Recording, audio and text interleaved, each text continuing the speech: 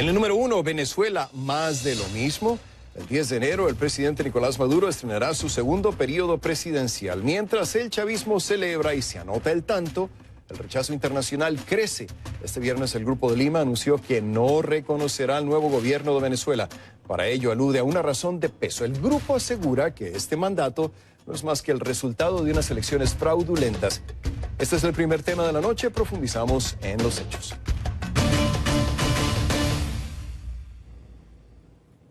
Les pido que a partir de este momento me acompañen utilizando la etiqueta numeral con Club Grupo de Lima. Recuerden que recibo todos sus comentarios a mi cuenta en Twitter, @RafaelRomoCNN. Que renuncie al poder. Es la petición que le hace el Grupo de Lima al presidente de Venezuela, Nicolás Maduro, justo cuando falta menos de una semana para que inicie su segundo mandato, que se extiende hasta 2025. Las elecciones de mayo, dice el Grupo de Lima, no fueron ni libres, ni justas, ni transparentes, y por eso el organismo reiteró su apoyo a la Asamblea Nacional de mayoría opositora como órgano constitucional y democrático del país. Así lo hizo constar Néstor Popolizio, canciller de Perú, encabezando el encuentro. Respaldan a la Asamblea Nacional como órgano constitucionalmente electo y se insta a Nicolás Maduro a no asumir la presidencia, que respete las atribuciones de la Asamblea y le transfiera provisionalmente el poder hasta que se realicen nuevas elecciones. Y para precisar más, la declaración señala de manera específica en su punto 2 que ratifica su pleno respaldo y reconocimiento a la Asamblea Nacional elegida legítimamente el 6 de diciembre de 2015 como órgano constitucional democráticamente electo en Venezuela. Lo que decía el canciller de Perú, Héctor Popolizio, pero hay una aclaración por hacer. 13 de los 14 miembros del Grupo de Lima firmaron la declaración. La nota discordante llegó de la mano de México, el único país que se abstuvo, el único. El nuevo gobierno del presidente Andrés Manuel López Obrador no firmó la petición que exige el regreso de la democracia a Venezuela. Y de las palabras a la acción, porque además de declaraciones, el Grupo de Lima acordó medidas como, por ejemplo, reevaluar las relaciones diplomáticas con Venezuela o negar el ingreso al territorio de los firmantes de altos funcionarios venezolanos en la medida que las legislaciones nacionales así lo permitan. En un ámbito ya más económico, optan por vetar a personas naturales y jurídicas de las entidades financieras y bancarias y podrían recurrir a la congelación de fondos y activos en caso de ser necesario, además de evaluar con criterio restrictivo la concesión de préstamos al gobierno de Maduro, para finalmente pedir la suspensión de la cooperación militar, incluyendo la transferencia de armas. Y sí, firme es la postura del Grupo de Lima, recurrente es la reacción del gobierno de Venezuela. El canciller del país, Jorge Arreaza, no dudó en asegurar que la declaración es una decisión orquestada por Estados Unidos, sugiriendo que viola los tratados internacionales y crea inestabilidad en Venezuela. Escuchemos lo que dijo. Convenciones internacionales son las que deben inspirar el derecho internacional público y la actuación de los organismos multilaterales y de los estados en reunión de gobiernos. Sin embargo, esta declaración lo que ha hecho es contravenir los principios de paz, contravenir los principios de respeto a los asuntos internos de los países y más bien, en vez de preservar la institucionalidad democrática de Venezuela, pretende desestabilizarla para generar condiciones para que sabe qué situación indeseable. El Grupo de Lima no está solo. Desde la Organización de Estados Americanos apoyaron esta declaración. A propósito, el secretario general Luis Almagro señaló que el nuevo mandato de Nicolás Maduro es ilegítimo, al tiempo que exhortó a la Corte Penal Internacional a acelerar la investigación sobre crímenes de lesa humanidad en Venezuela, denunciados por 6 países de América Latina. Tampoco titubea la coalición opositora Frente Amplio Venezuela Libre. Para ellos, el 10 de enero es una fecha gris y triste en la que Venezuela amanecerá sin presidente electo, aunque sí de facto. Según sus integrantes, la permanencia de Maduro en el poder solo agravará la crisis venezolana. El Frente Amplio apoya las acciones de la comunidad internacional siempre y cuando estas no impliquen la ruptura de las relaciones diplomáticas. Frente al rechazo de la comunidad internacional, Venezuela se encamina hacia un nuevo gobierno chavista. Futuro incierto o más de lo mismo. Lo hablamos con mi invitado.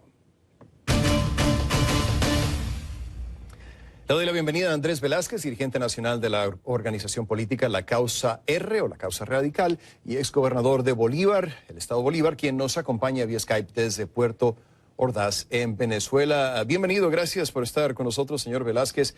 El Grupo de Lima realiza esta reunión y hace una declaración. Me llamaba la atención un mensaje de Twitter que usted publicaba en su cuenta más temprano y decía lo siguiente: el Grupo de Lima realiza reunión de cancilleres el día de hoy para tratar caso de Venezuela. Su decisión será muy importante para el fortalecimiento de nuestra lucha de liberación democrática. Y ponía en mayúsculas, ahí lo tenemos en pantalla, desconocer a fondo al usurpador. Obviamente se refiere usted al presidente Nicolás Maduro. Y yo le pregunto, señor Velázquez, ¿significa algo en fines prácticos esta declaración del Grupo de Lima para Venezuela? Es decir, más allá de la parte política y de pronunciamientos vacíos, ¿significa algo para el venezolano común? Bienvenido, muy buenas noches.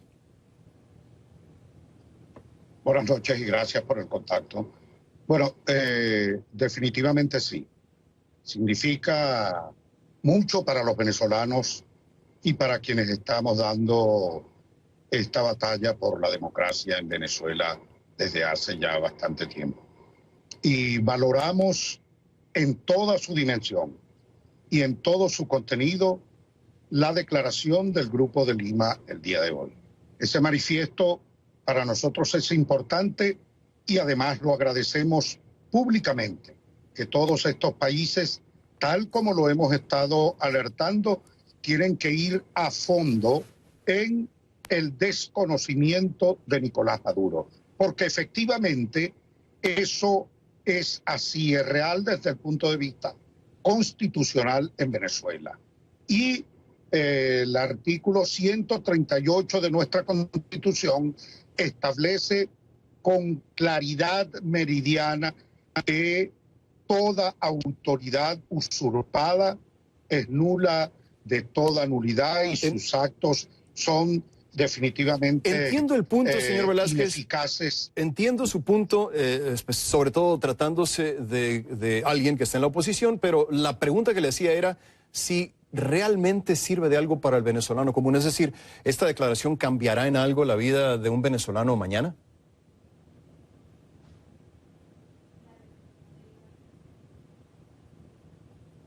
¿Me escucha, señor Velázquez?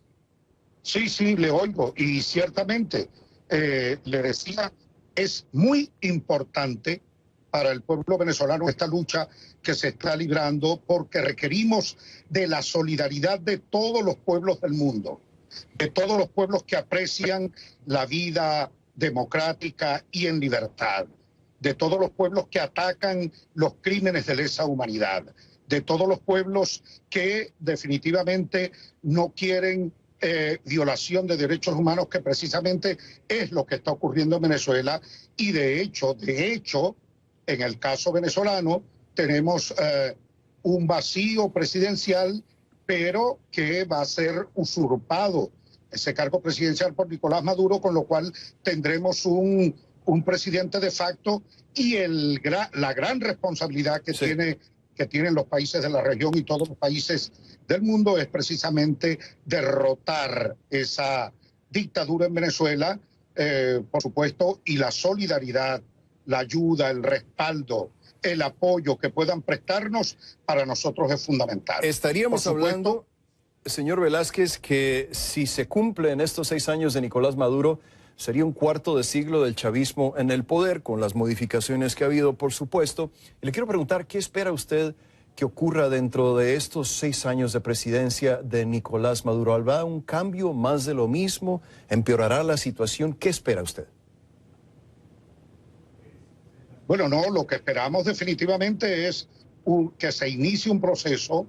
El próximo 10 de enero se inicia un proceso en el que esperamos que en breve tiempo, no puedo establecer un lapso definitivo, pero esperamos que iniciado el proceso de desconocimiento absoluto de Nicolás Maduro como presidente en la cual el pueblo lo desconozca en la calle, que la comunidad internacional lo desconozca y que la institucionalidad del país, en este caso la Asamblea Nacional, igualmente lo desconozca, para nosotros es el inicio de todo un proceso que debe culminar en la superación de esta crisis que tenemos y en el restablecimiento del hilo constitucional y la vida democrática del país. Eso es lo que esperamos que definitivamente logremos luego del próximo 10 de enero, cuando Nicolás Maduro se convierte en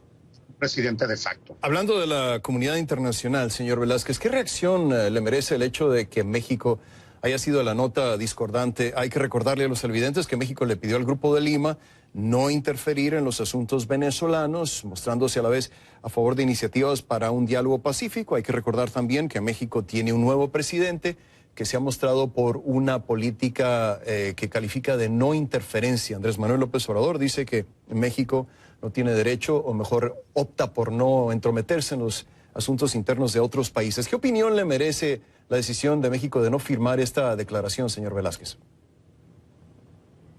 No fue una sorpresa. A nadie sorprende la actitud y la conducta del nuevo gobierno de México. Desde el momento mismo en que Andrés Manuel López Obrador invita a Nicolás Maduro, al dictador Nicolás Maduro, a su toma de posesión, eso indicaba la empatía y el acercamiento que definitivamente iban o van a continuar desarrollando. Por eso no nos sorprendió que México no firmara hoy. Bueno, y es lamentable. Es lamentable de verdad, porque, bueno, México hasta ahora ha sido de una u otra manera solidario con la libertad, con la democracia, y que ahora, por razones de carácter, en mi opinión, estrictamente ideológico, asuman una posición contraria de solidaridad con un tirano como Maduro, pues sencillamente es algo condenable. Quiero pedirle que se quede con nosotros, señor Velázquez. Tengo que marcar una pausa. Al regresar quiero preguntarle si todavía, después de todo lo que ha pasado, de que estamos hablando de más de 2 décadas del chavismo en el poder en Venezuela, ¿tiene usted, tiene la oposición todavía la esperanza de encontrar una solución pacífica a la crisis de su país? Vamos a continuar hablando con Andrés Velázquez, dirigente nacional de la organización política La Causa R, después de una breve pausa. Pero quiero recordarles antes que pueden dejar sus comentarios en facebook.com/conclusionesCNN. También en mi cuenta en Twitter, @RafaelRomoCNN, usando la etiqueta de esta noche, #Conclu Grupo de Lima, #Conclu Grupo de Lima. Al regresar a Conclusiones, Venezuela, segundo mandato de Maduro, más de lo mismo. El Grupo de Lima insta al mandatario a entregar el poder a la Asamblea Nacional venezolana. Y también Nicaragua se queda sin periodistas, además de los periodistas presos, otros 54 de ellos se han exiliado a causa de la crisis sociopolítica que vive el país. Regresamos enseguida con más, aquí en Conclusiones por CNN en español.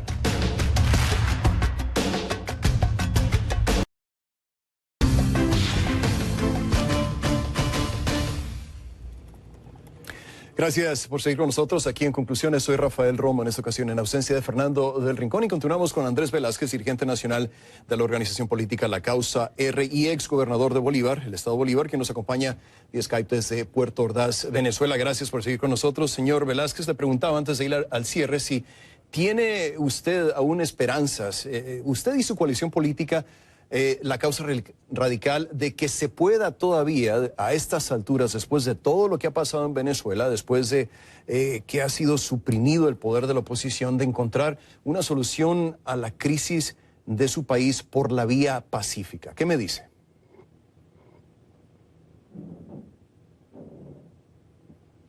No le oí esta última parte. Le preguntaba si todavía tiene esperanzas de que Venezuela pueda encontrar una solución a su crisis por la vía pacífica. ¿Es posible eso todavía? Bueno, lo que pasa es que hay una situación muy compleja en el país y uno no puede hablar de una solución ni negociada, ni pacífica, ni pactada con el gobierno porque yo creo que regímenes como este, que no son solo una dictadura común y corriente como la conocemos, esto es una combinación de tiranía, de dictadura con amponato, con delincuencia, con narcotráfico. Esto es mucho más complejo. De tal manera que aquí estamos obligados a ejercer presión. La presión no siempre suele ser violencia, pero en todo caso es una presión que tiene que hacerse, en mi opinión, desde la calle, con la movilización popular. Es cierto que requerimos todo el apoyo de la comunidad internacional, pero es bien cierto también que nada puede sustituir el esfuerzo que internamente tenemos que hacer.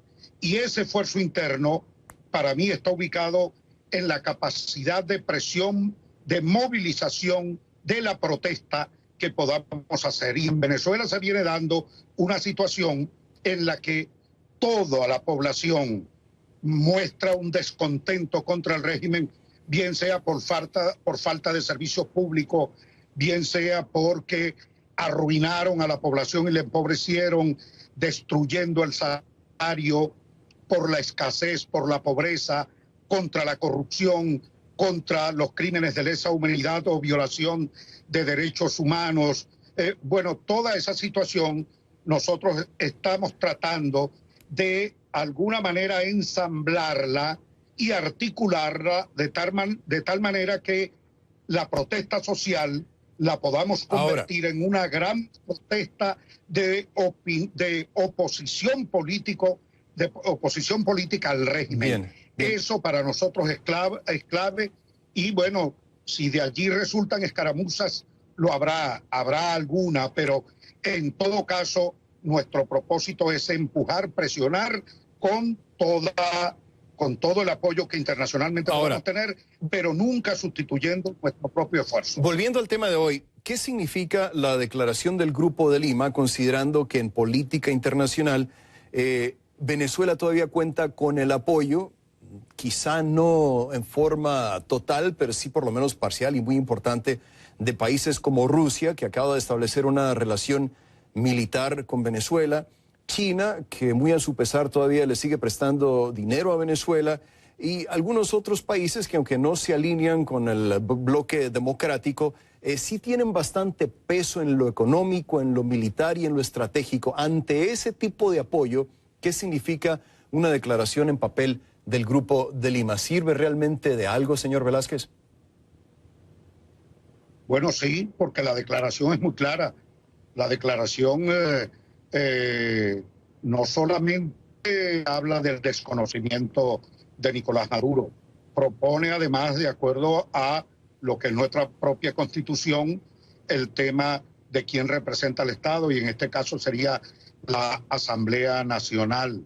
Además, tenemos todo lo que tiene que ver con el respaldo constitucional que tenemos, en el sentido de que todo ciudadano investido o no de autoridad tiene que estar comprometido en restablecer el hilo constitucional en el país. Y además, bueno, esta declaración, más allá de el desconocimiento político, está también haciendo el llamado al resto de los países de la región para que asuman en la misma línea de la declaración del Grupo de Lima el día de hoy, una actitud firme y a fondo contra el régimen de Maduro. Y esto tiene que ver con lo económico, con auxilios financieros que ellos puedan solicitar, tiene que ver con personas jurídicas y representantes del régimen en el sentido de no permitirle el tránsito por estos países. Igualmente el apoyo que dan a las denuncias hechas ante la Corte Penal Internacional, igualmente la Organización de Estados Americanos, que plantea todo lo que tiene que ver con el tema de la aplicación de la Carta Democrática Americana, y por supuesto todo lo que tiene que ver con la revisión de las relaciones diplomáticas con Venezuela. Sí, hay medidas prácticas. Fundamental para nosotros y cierra un cuadro, completa un cuadro frente a estas a estas solicitudes de solidaridad que hacia Rusia o China esté solicitando el régimen de Maduro. Bien. Ninguna de estas potencias, al fin de cuentas, podrán contra lo que desde la propia región, desde nuestra propia América Latina, podamos nosotros lograr convocar y cerrar filas para aislar y bloquear completamente a esta dictadura de Nicolás Maduro. Bien, Andrés Velázquez, dirigente nacional de la organización política La Causa R, nos acompañaba en vivo desde Venezuela. Gracias, señor Velázquez.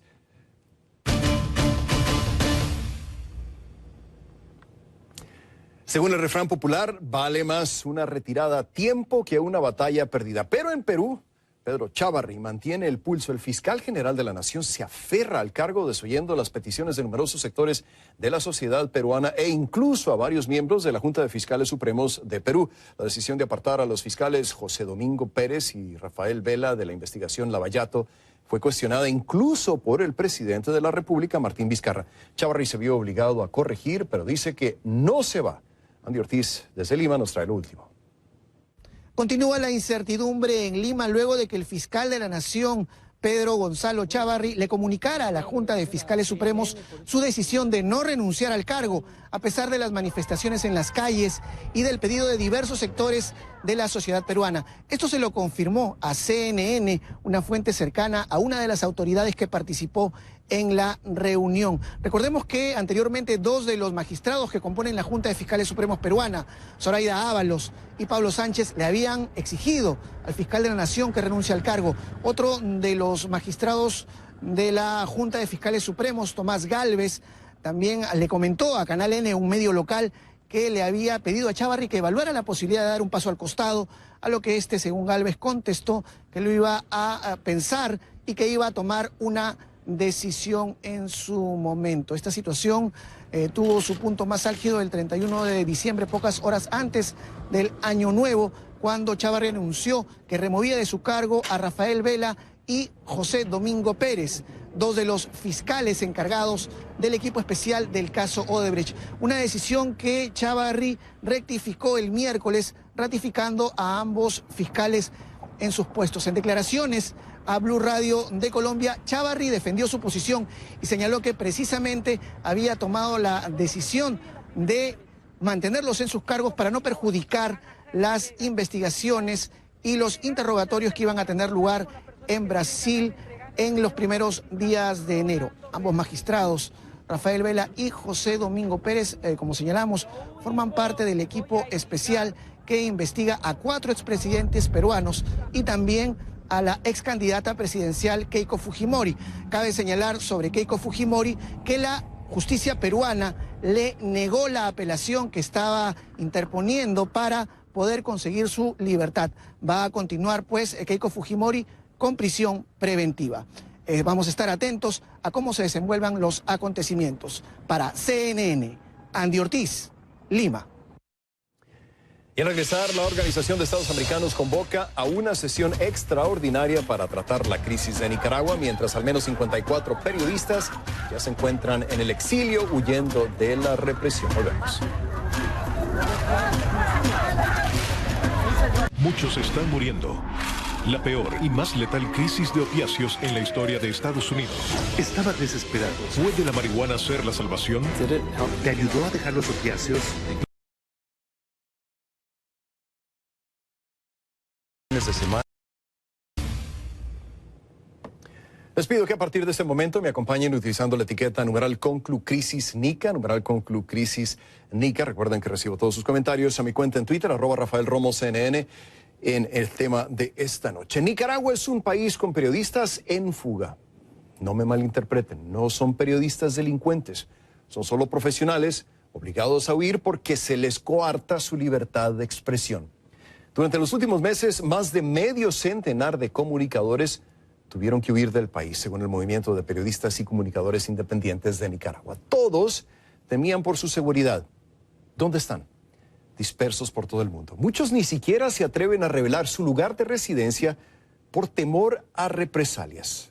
Álvaro Navarro, directivo de este movimiento, informó a CNN que buena parte de los comunicadores viajaron a Costa Rica, Estados Unidos y España. Lo hicieron para que su vida no corriera peligro o para buscar otros proyectos profesionales desde el inicio de la crisis sociopolítica que vive Nicaragua. Esta crisis ya ha dejado cientos de muertos, miles de heridos y cientos de detenidos, según organismos de derechos humanos nacionales e internacionales.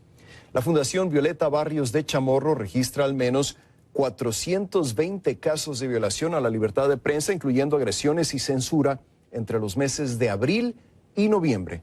La Comisión Interamericana de Derechos Humanos, la CIDH, identifica las agresiones a periodistas y medios independientes como la cuarta etapa de represión gubernamental contra la población en Nicaragua. Por su parte, el gobierno sostiene que fue víctima de un intento de golpe de Estado financiado con ayuda externa. La crisis sociopolítica se profundizó en Nicaragua en diciembre pasado con el cierre de medios críticos al gobierno del presidente Daniel Ortega, como el canal 100% Noticias, el encarcelamiento de sus directores y la cancelación de la personería jurídica de 9 organismos civiles por parte de la Asamblea Nacional. Además, el secretario general de la OEA, Luis Almagro, inició del proceso de aplicación de la Carta Democrática Interamericana luego de un informe del Grupo Interdisciplinario de Expertos Independientes que reveló que se pudieron cometer crímenes de lesa humanidad como asesinatos y desapariciones forzadas. Mario Medrano nos presenta un resumen de lo acontecido en Nicaragua desde abril. La avenida universitaria de Managua se convirtió en un campo de batalla a finales de abril. La policía antidisturbios disparaba a los estudiantes que protestaban con piedras y morteros caseros por una impopular reforma al sistema de pensiones, anunciada el 16 de abril y derogada 6 días más tarde. Esos hechos dejaron 46 muertos entre el 18 y el 22 de abril, según el Centro Nicaragüense de Derechos Humanos. Miles de ciudadanos autoconvocados y del movimiento campesino marcharon en multitudinarias concentraciones en la capital en abril y mayo, exigiendo adelanto de elecciones y cambios en el sistema democrático. Líderes civiles, empresariales y estudiantiles instalaron el diálogo nacional con el gobierno bajo la mediación de la Conferencia Episcopal. La oposición pedía el cese de la violencia y la renuncia del presidente Daniel Ortega, mientras el gobierno exigía el cese de los cortes de vías, al considerar que mantenían secuestrada a la población. El 30 de mayo, miles de personas marcharon en apoyo a las Madres de Abril. La protesta terminó con violencia. El Centro Nicaragüense de Derechos Humanos informó de 16 muertos y 88 heridos tras un ataque de parapolicías. El presidente Ortega ha negado en varias entrevistas a medios internacionales que existan y los llama policías voluntarios. Nos están disparando, nos están bordando plomo. Mientras el gobierno se sentaba en el diálogo nacional, policías y parapolicías ejecutaban la denominada Operación Limpieza para desbloquear las carreteras. Según el informe de Amnistía Internacional de octubre, allí hubo detenciones arbitrarias y uso indiscriminado de fuerza letal por parte de agentes fuertemente armados. El gobierno no reaccionó oficialmente a este informe, pero considera la apertura de las vías como la restitución del derecho ciudadano a la movilización. El diálogo se suspendió el 25 de junio por falta de consenso entre las partes. El presidente Daniel Ortega dijo ser víctima de una conspiración financiada por Estados Unidos y descalificó a los obispos. Están comprometidos con los golpistas. La Comisión Interamericana de los Derechos Humanos elevó a 325 la cifra de muertos, 21 son policías. El gobierno reconoce 200 fallecidos. La policía, a través de una nota de prensa el 28 de septiembre, declaró ilegales las manifestaciones no autorizadas y advirtió de juicios a los convocantes. El 14 de octubre, la policía agredió y detuvo al menos a 38 manifestantes que pretendían marchar por la libertad de los que aseguran son presos políticos. Todos fueron liberados 24 horas después. Al menos 43 organizaciones de la sociedad civil anunciaron la integración de la Unidad Nacional Azul y Blanco, cuya principal demanda es la reinstalación de un diálogo nacional que llegue a los términos para la transición democrática. Varios organismos de derechos humanos documentan sentencias dictadas por el Poder Judicial con penas de entre 90 años y 15 años de cárcel a decenas de manifestantes en juicios a puerta cerrada. La crisis sociopolítica destrozó la economía, según la Fundación Nicaragüense para Desarrollo Económico y Social, impactando directamente en los sectores de turismo, comercio y construcción, en los cuales se perdieron al menos 350.000 empleos, según el FUNIDES. La crisis causó el desplazamiento interno y migración forzada de miles de nicaragüenses. El 31 de julio, el alto comisionado de la ONU para Refugiados anunció que 8.000 nicaragüenses habían solicitado refugio en Costa Rica, y otros 15.000 lo harían en las próximas semanas. A 8 meses del inicio de la crisis, la solución hasta el momento es tan compleja como incierta. Mario Medrano, CNN, Managua. Bueno, el 11 de enero el Consejo Permanente de la Organización de Estados Americanos se reunirá para tratar el tema de la crisis en Nicaragua. La convocatoria la hizo el presidente del Consejo, el embajador Carlos Calles Castillo, representante de El Salvador. La expresidenta de Costa Rica, Laura Chinchilla, explicó que hay 2 posibilidades a considerar por parte del Consejo. La primera es que el organismo ejerza presión diplomática sobre Nicaragua a fin de que el gobierno del presidente Daniel Ortega restablezca el orden democrático y considere que se adelanten elecciones presidenciales. La segunda es la drástica, es la dura, es que se le aplique a Nicaragua la Carta Democrática, lo que significa que se sometería a votación de los cancilleres del hemisferio decidir si el país centroamericano es suspendido de la OEA. De esto precisamente hablamos con mi invitada.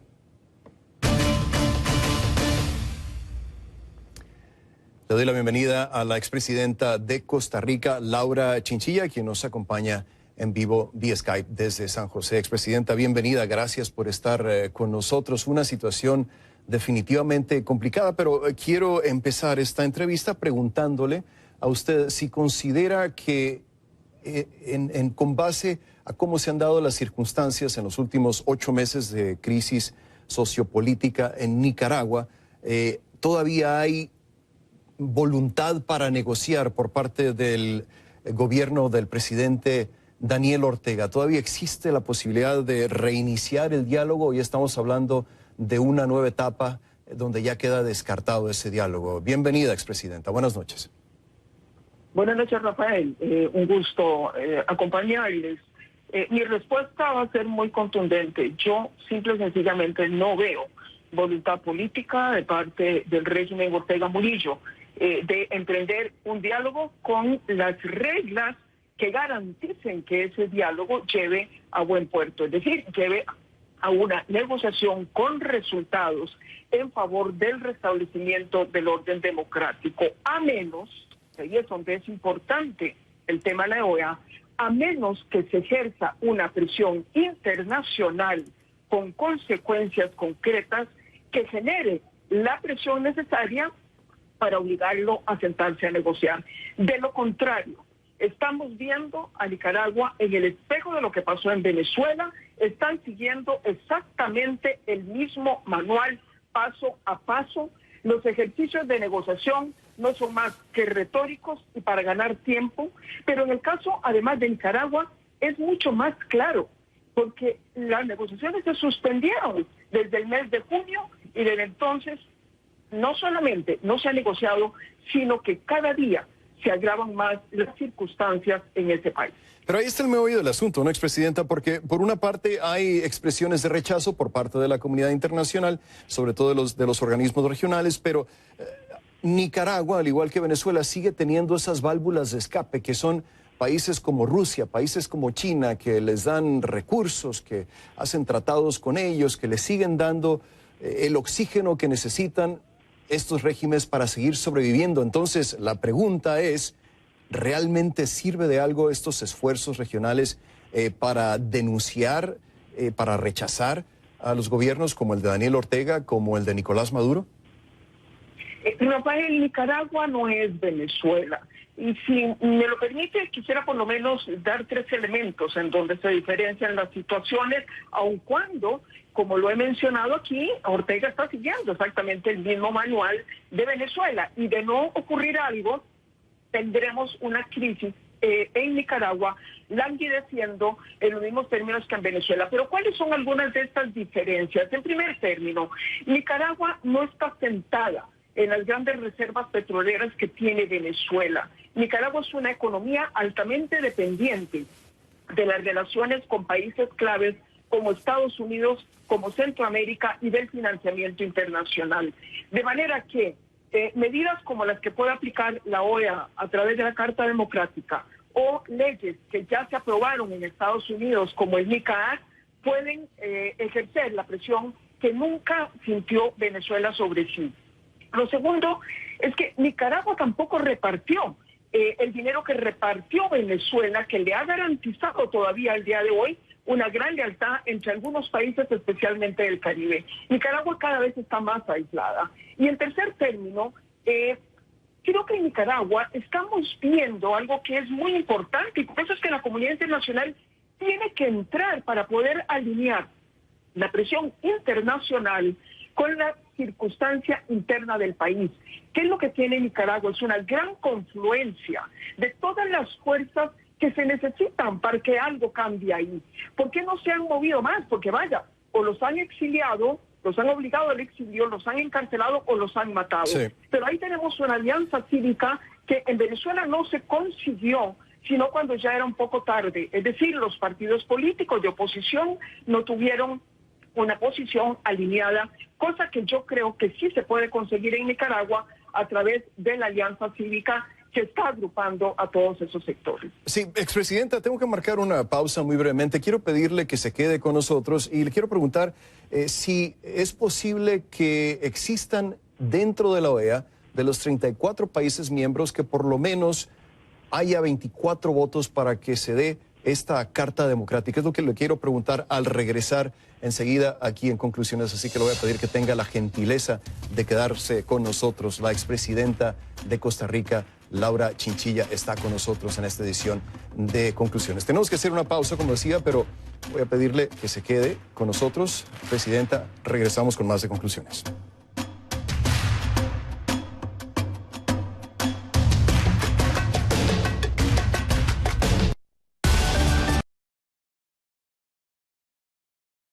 De las ruedas revolucionarias de cualquier CNN.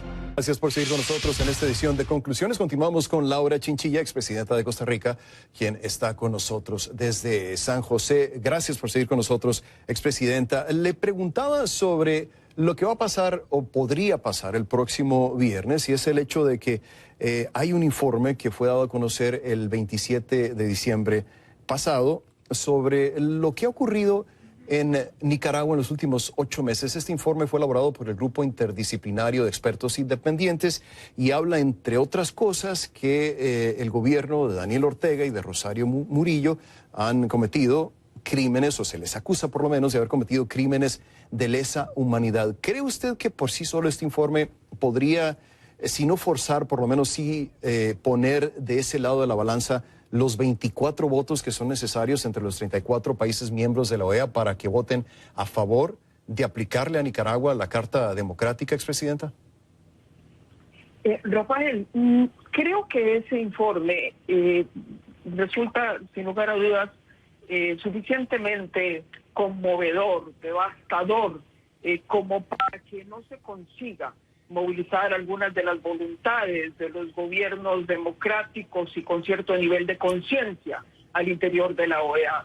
En primer término, se requerirían por lo menos 18 para que se reconozca que en Nicaragua hay un rompimiento del orden constitucional que está afectando al ordenamiento democrático, y que entonces se integre una comisión que pueda garantizar una valoración colectiva de los hechos en Nicaragua a partir de la evidencia recogida, entre otros, por el Comité o la Comisión Interamericana de Derechos Humanos, y a partir de ahí, pues claro, se iniciaría un proceso que podría terminar en la recomendación de reunir a la Asamblea General y con 24 votos, en consecuencia, aplicar ya las consecuencias extremas de la Carta Democrática, que es la expulsión de Nicaragua de la organización, con lo que eso supone desde el punto de vista del recorte de los flujos financieros hacia ese país.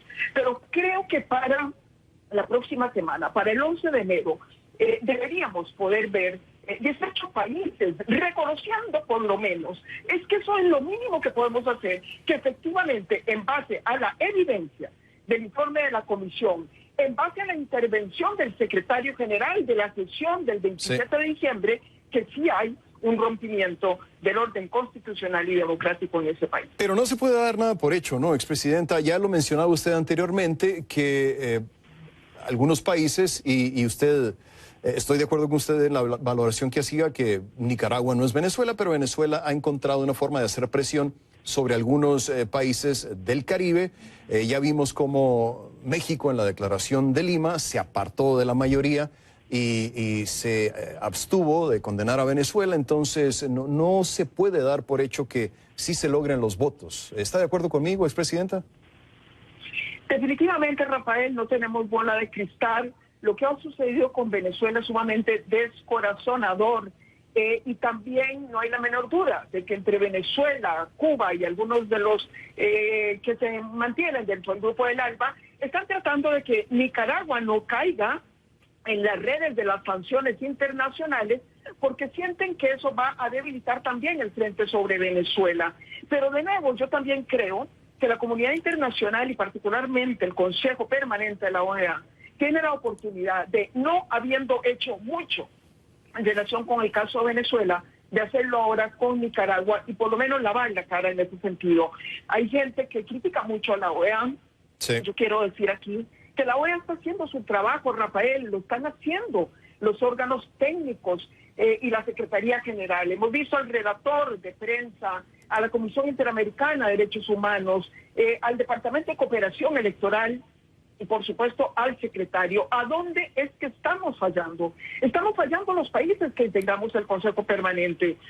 La ciudadanía latinoamericana, si está preocupada por el futuro de la democracia en sus países, es la que debería estar demandando a sus gobiernos actuar frente a casos como el de Nicaragua o como el de Venezuela. Es lo que me dice, expresidenta, una televidente que nos está viendo en este momento. Dice, esta es la oportunidad para que la OEA se reivindique y retome la función para la cual fue creada y logre el retorno de la paz y democracia en Nicaragua. Con Venezuela, dice, nunca actuó.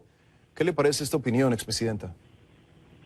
Sin duda alguna, tenemos esa gran oportunidad de hacerlo con Nicaragua. Vaya, también estamos esperanzados de que el día anterior al 11, que es cuando se conoce lo de Nicaragua, el día 10, va a haber una sesión de nuevo sobre Venezuela, que fue uno de los resultados que tuvo lugar hoy como parte del Grupo de Lima. Creemos que también ahí no podemos claudicar, no podemos dejar sin esperanza a todos esos venezolanos que han venido luchando por el restablecimiento de la democracia. Ojalá, Rafael, que sea una semana en donde podamos ver de nuevo con esperanza a una organización que tiene en sus manos la posibilidad de cambiar el curso de dos países que están haciendo a sus pueblos en este momento sufrir, como muy pocas veces lo hemos visto en décadas en nuestra región. Me quedan unos 30 segundos, expresidenta, pero aprovechando la oportunidad de que la tengo en línea, quería preguntarle qué opinión en estos cortos segundos que nos quedan le merece el hecho de que México se haya abstenido de condenar a Venezuela en la declaración de Lima.